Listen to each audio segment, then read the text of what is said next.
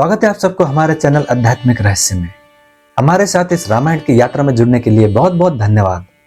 अगर आप पहली बार हमारे चैनल पर आए हो तो प्लीज चैनल को सब्सक्राइब जरूर करें। तो चलिए शुरू करते हैं। अयोध्या कांड 36वां सर्ग। राजा दशरथ का श्री राम के साथ सेना और खजाना भेजने का आदेश, कैकेयी द्वारा इसका विरोध, सिद्धार्थ का कैकेयी को समझाना तथा राजा का श्री राम के साथ जाने की इच्छा प्रकट करना। तब इक्ष्वाकु कुल नंदन राजा दशरथ वहां अपनी प्रतिज्ञा से पीड़ित हो आंसू बहाते हुए लंबी सांस खींचकर सुमंत्र से फिर इस प्रकार बोले। सुत, तुम शीघ्र ही रत्नों से भरी पूरी चतुरंगिणी सेना को श्री राम के पीछे पीछे जाने की आज्ञा दो। रूप से आजीविका चलाने और सरस वचन बोलने वाली स्त्रियां तथा महाधनी एवं विक्रय योग्य द्रव्यों का प्रसारण करने में कुशल वैश्य राजकुमार श्री राम की सेनाओं को सुशोभित करे। जो श्री राम के पास रहकर जीवन निर्वाह करते हैं तथा जिन मल्लों से ये उनका पराक्रम देखकर प्रसन्न रहते हैं, उन सबको अनेक प्रकार का धन देकर उन्हें भी इनके साथ जाने की आज्ञा दे दो। मुख्य मुख्य आयुध, नगर के निवासी, छकड़े तथा वन के भीतरी रहस्य को जानने वाले व्याध ककुस्थ कुलभूषण श्री राम के पीछे पीछे जाए। वे रास्ते में आए हुए मृगों एवं हाथियों को पीछे लौटाते, जंगली मधु का पान करते और नाना प्रकार की नदियों को देखते हुए अपने राज्य का स्मरण नहीं करेंगे। श्री राम निर्जन वन में निवास करने के लिए जा रहे हैं, अतः मेरा खजाना और अन्न भंडार ये दोनों वस्तुएं इनके साथ जाएं। ये वन के पावन प्रदेशों में यज्ञ करेंगे, उनमें आचार्य आदि को पर्याप्त दक्षिणा देंगे तथा ऋषियों से मिलकर वन में सुखपूर्वक रहेंगे। महाबाहु भरत अयोध्या का पालन करेंगे। श्रीमान राम को संपूर्ण मनोवांछित भोगों से संपन्न करके यहां से भेजा जाए। जब महाराज दशरथ ऐसी बातें कहने लगे तब कैकेयी को बड़ा भय हुआ। उसका मुंह सूख गया और उसका स्वर भी रूठ गया। वो कैकेयी राजकुमारी विषादग्रस्त एवं त्रस्त होकर सूखे मुंह से राजा की ओर ही मुंह करके बोली। श्रेष्ठ महाराज, जिसका सार भाग पहले से ही पी लिया गया हो, उस आस्वाद रहित सुरा को जैसे उसका सेवन करने वाले लोग नहीं ग्रहण करते हैं, उसी प्रकार इस धनहीन और सूने राज्य को जो कदापि सेवन करने योग्य नहीं रह जाएगा, भरत कदापि नहीं ग्रहण करेंगे। कैकेयी लाज छोड़कर जब वो अत्यंत दारुण वचन बोलने लगी तब राजा दशरथ ने उस विलास लोचना कैकेयी से इस प्रकार कहा। अन्यार्य, अहितकारिणी, तू राम को वनवास देने के दुर्वह भार में लगाकर जब मैं उस भार को ढो रहा हूं, उस अवस्था में क्यों अपने वचनों का चाबुक मारकर मुझे पीड़ा दे रही है? इस समय जो कार्य तूने आरंभ किया है, अर्थात श्री राम के साथ सेना और सामग्री भेजने में जो प्रतिबंध लगाया है, इसके लिए तूने पहले ही क्यों नहीं प्रार्थना की थी? अर्थात पहले ही ये क्यों नहीं कह दिया था कि श्री राम को अकेले वन में जाना पड़ेगा, उनके साथ सेना आदि सामग्री नहीं जा सकती? राजा का यह क्रोधयुक्त वचन सुनकर सुंदरी कैकेयी उनकी अपेक्षा दूना क्रोध करके उनसे इस प्रकार बोली। महाराज, आपके ही वंश में पहले राजा सगर हो गए हैं, जिन्होंने अपने ज्येष्ठ पुत्र असमंज को निकालकर उसके लिए राज्य का दरवाजा सदा के लिए बंद कर दिया था। इसी तरह इनको भी यहां से निकल जाना चाहिए।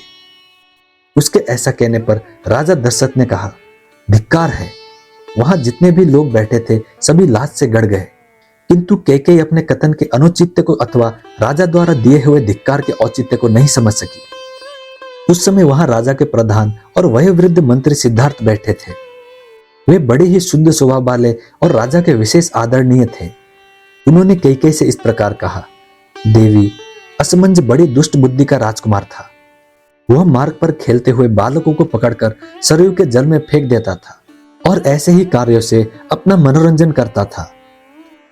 उसकी यह करतूत देखकर सभी नगर निवासी कुपित हो राजा के पास जाकर बोले, या तो आप अकेले असमंज को लेकर रहिए या इन्हें निकालकर हमें इस नगर में रहने दीजिए। तब राजा ने उनसे पूछा, तुम्हें असमंज से किस कारण भय हुआ है? राजा के पूछने पर उन प्रयोजनों ने यह बात कही, महाराज, ये हमारे खेलते हुए छोटे छोटे बच्चों को पकड़ लेते हैं और जब वे बहुत घबरा जाते हैं तब उन्हें सरयू में फेंक देते हैं। मूर्खतावश ऐसा करके इन्हें अनुपम आनंद प्राप्त होता है। उन प्रजाजनों की वह बात सुनकर राजा सगर ने उनका प्रिय करने की इच्छा से अपने अहितकारक दुष्ट पुत्र को त्याग दिया। पिता ने अपने उस पुत्र को पत्नी और आवश्यक सामग्री सहित शीघ्र रथ पर बिठाकर अपने सेवकों को आज्ञा दी, इसे जीवन भर के लिए राज्य से बाहर निकाल दो। असमंज ने फाल और पिटारी लेकर पर्वतों की दुर्गम गुफाओं को ही अपने निवास के योग्य देखा और कंद आदि के लिए वो संपूर्ण दिशाओं में विचरने लगा। वो जैसा कि बताया गया है पापाचारी था, इसलिए परम धार्मिक राजा सगर ने उसको त्याग दिया था। श्री राम ने ऐसा कौन सा अपराध किया है जिसके कारण इन्हें इस तरह राज्य पाने से रोका जा रहा है? हम लोग तो श्री रामचंद्र जी में कोई अवगुण नहीं देखते हैं। जैसे शुक्ल पक्ष की द्वितीया के चंद्रमा में मलिनता का दर्शन दुर्लभ है, उसी प्रकार इनमें कोई पाप या अपराध ढूंढने से भी नहीं मिल सकता। अथवा देवी, यदि तुम्हें श्री रामचंद्र जी में कोई दोष दिखाई देता हो तो आज उसे ठीक ठीक बताओ। उस दशा में श्री राम को निकाल दिया जा सकता है। जिनमें कोई दुष्टता नहीं है, जो सदा सन्मार्ग में ही स्थित हैं, ऐसे पुरुष का त्याग धर्म से विरुद्ध माना जाता है।